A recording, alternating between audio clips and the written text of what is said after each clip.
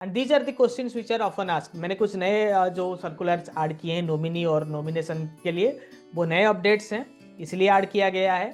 ये आपके RBI circular के भी कंटेंट है। और नॉमिनेशन के सेक्शंस को अब आईबीपीएस बार बार पूछता था कौन से सेक्शन में नॉमिनेशन है, कौन से फॉर्म हम लेते हैं, जैसे DA1 DA2 DA3, nomination add, deletion and edit करने के लिए नॉमिनेशन को।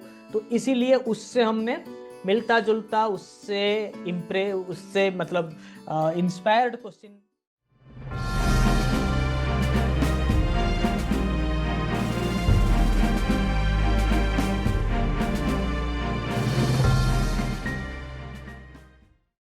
सो I must tell all of you to participate with मी।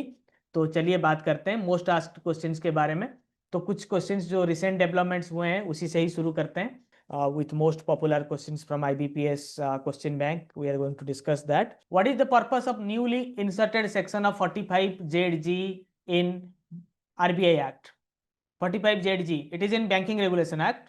मैं पार्टिसिपेशन चाहता हूँ। 45ZG आज के डेट में जो नया सर्कुलर आया है रिजर्व बैंक ऑफ इंडिया का, जिससे आप 4 नॉमिनी ऐड करते हो, जो कि 1 नवंबर से चालू हो चुका है। I hope all of you have started adding up to 4 nominees and that is only because of the problem of unclaimed deposit, जो कि जिसके लिए आरबीआई बहुत सारे रिसेंट इनिशिएटिव चला रहा है। Someone of you can also tell me what is the recent initiative regarding the settlement of unclaimed deposit, and same has to be reported in उद्गम पोर्टल। उद्गम पोर्टल unclaimed deposit को मद्देनजर रखते हुए बनाया गया है। बहुत सारे नए इनिशिएटिव शुरू हुए हैं, right? Yes, it is about nominees, successive nominees. 45ZG, there are recent changes related to the reporting of cash reserve ratio. So the new timeline of reporting cash reserve ratio, calculating the CRR, is last Friday of every quarter or last day of every month and quarter, first Friday of every quarter or last Sunday of every quarter. It is related to the reporting of CRR, cash reserve ratio, जो कि 4% से घटकर 3% हो रहा है 4 phases में। Section 45ZA allows nomination of how many people?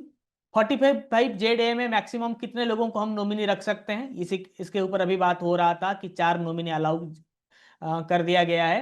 ठीक है, सेक्शन 45ZA, सेक्शन का नाम जरूर याद रखिए। आईबीपीएस के फेवरेट क्वेश्चन में से सेक्शन ही आता है। बैंकिंग रेगुलेशन एक्ट और आरबीआई एक्ट के सेक्शंस हमेशा पूछे जाते हैं। ठीक है, तो 4 लोग हैं। What is the limitation period of execution of A decree? अगर आप क्रेडिट मैनेजमेंट में है तो एक लिमिटेशन पीरियड करके क्लॉज आता है क्रेडिट मैनेजमेंट में, राइट? कि जैसे जिस तरह से मान लीजिए कुछ दिनों पहले वेरियस एक्टर्स के खिलाफ मी टू मूवमेंट छेड़ा गया था, but that is not enforceable in court. कोई 40 साल के बाद आकर किसी को अक्यूज कर रहा है कि 40 साल पहले आपने कुछ किया था। अभी अगर उसके खिलाफ केस भी कर दिया जाए, अननेसेसरीली जुडिशियरी का समय बर्बाद होगा। अभी तो इन्वेस्टिगेशन से कुछ रिपोर्ट मिलने वाला नहीं होगा, right?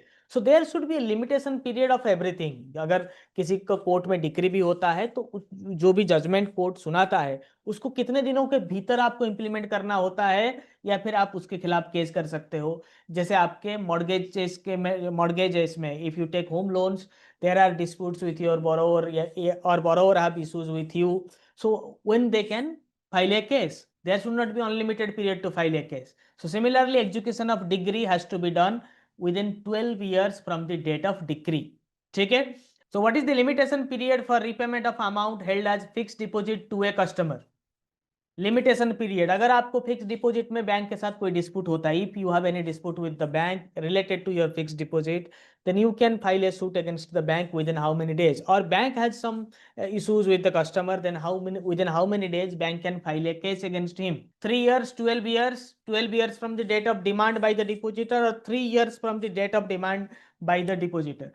So it is 3 years from the date of demand, not the date of maturity. When customer demanded his money, from that date onwards the limitation period start. Limitation period in terms of filing a dispute, filing a case, filing a suit against the aggrieved party. ठीक है, मतलब आप जिसके साथ, अगर bank को customer के साथ, कस्टमर को बैंक के खिलाफ केस करना हो तो उसका एक लिमिटेशन पीरियड दिया जाएगा। मैच्योरिटी हो चुका है, डिमांड कस्टमर ने किया था 5 साल पहले, अभी आके कस्टमर केस फाइल कर रहा है तो कोई सुनने वाला नहीं है। ठीक है, Which document is taken to avoid the rule of Clayton's case? Clayton's law आपने बहुत बार पढ़ा होगा, तो क्लेटन्स केस से बचने के लिए तो आपको कौन सा डॉक्यूमेंट लेना होता है? Letter of waiver, DPN delivery letter, letter of continuity, or all of the above? I hope you people have come across the term Clayton's law.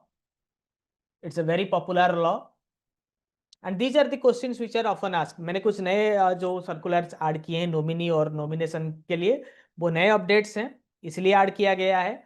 ये आपके आरबीआई सर्कुलर के भी कंटेंट है। और नॉमिनेशन के सेक्शंस को अब आईबीपीएस बार बार पूछता था कौन से सेक्शन में नॉमिनेशन है, कौन से फॉर्म हम लेते हैं, जैसे DA1, DA2, DA3, nomination add, deletion and edit करने के लिए नॉमिनेशन को। तो इसीलिए उससे हमने मिलता जुलता, उससे मतलब इंस्पायर्ड क्वेश्चन था ये पहला round of questions related to nomination.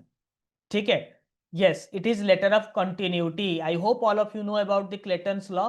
In case of running accounts like current account or cash credit accounts, normally there is no specific appropriation of funds to exact debit. In such cases, it is the first item in the debit side that is discharged or reduced by the first item on the credit side. Means FIFO, first in first out. तो जैसे आपका cash credit का account है, जब से आपने cash credit account से withdraw करना शुरू किया, तब से उस अकाउंट में आपका इंटरेस्ट लगना शुरू हो जाएगा। If there is a fast debit of 10,000 rupees, the interest will start accumulating on that debit of rupees 10,000. When your first credit comes to the account, it will settle the first credit. ठीक है, मतलब जब fast आपके accounts में जो पहला credit आएगा वो आपके डेबिट को सेटल करेगा। बैंक जैसे क्रेडिट डेबिट में अंतर यह है, आपका डेबिट बैंक का क्रेडिट है, बैंक का क्रेडिट आपके लिए डेबिट है।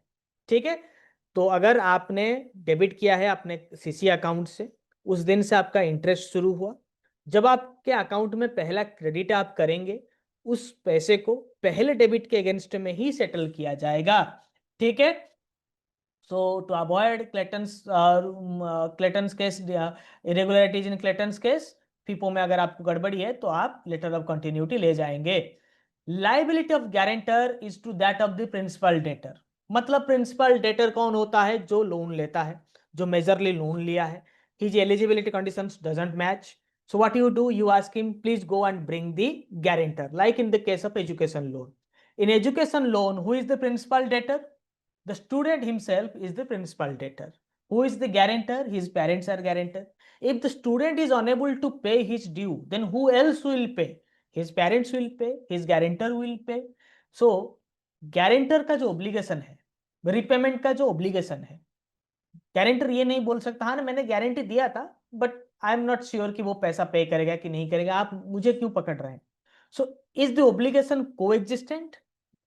Is his obligation is primary, secondary और नॉन ऑफ द अबव? मतलब मैं ये कहना चाहता हूं कि गारंटर का ऑब्लिगेशन क्या है अगर प्रिंसिपल डेटर रिपेमेंट नहीं करता है तो? सेकेंडरी है, क्योंकि प्रिंसिपल डेटर को पहले पे करना होगा, वो नहीं करता है तो सेकेंडरी गारंटर। या फिर गारंटर का पहले गारंटर का ऑब्लिगेशन बनता है कि मतलब आप से कोई पैसा लिया है, कोई थर्ड पार्टी गारंटर है, आपको उससे झगड़ा है, आप उसका मुंह देखना नहीं चाहते, can you directly go to the guarantor? आपने गारंटी दिया था, दीजिए। गारंटर बोलेगा आप उससे पहला पैसा वसूलिए, अगर वो नहीं देता है तो मैं देता हूं। In that condition the guarantor is saying to you effectively I am the secondary obligator. But what should be the answer? Many of you saying secondary. No, it's coexistent.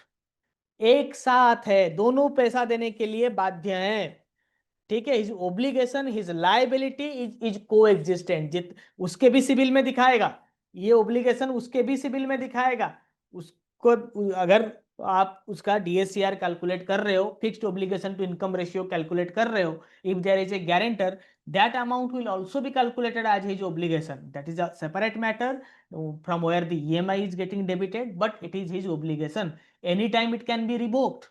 क्या पता कि कोई अपने वादे से कब मुकर जाए। अगर प्रिंसिपल डेटर अपने वादे से मुकर, ऐसा कोई गारंटी है कि प्रिंसिपल डेटर अपने वादे से नहीं मुकरेगा?